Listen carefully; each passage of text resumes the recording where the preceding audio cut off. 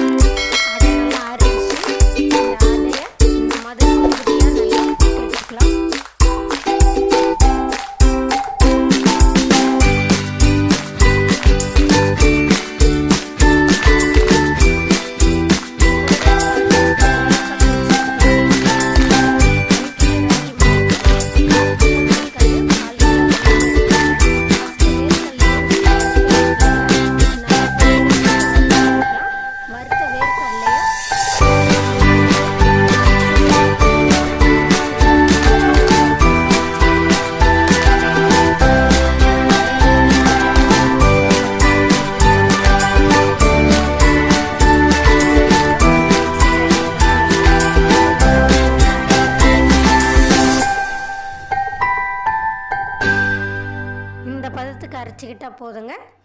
இதை ஒரு பாத்திரத்துக்கு மாற்றிடலாம். அவ்வளோதாங்க, நம்ம ஸ்வீட் சூப்பராக ரெடி ஆகிடுச்சு. இதை நல்லா மிக்ஸ் பண்ணி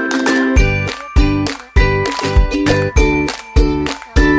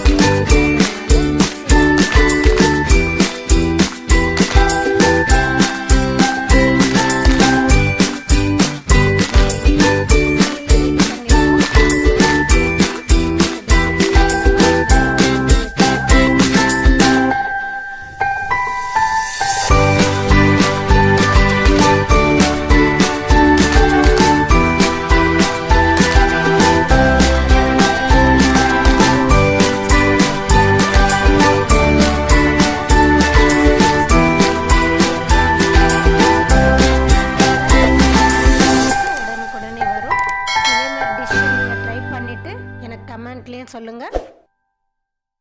வீடியோ பார்க்குறீங்க ஆனால் சப்ஸ்கிரைப் பண்ணாமல்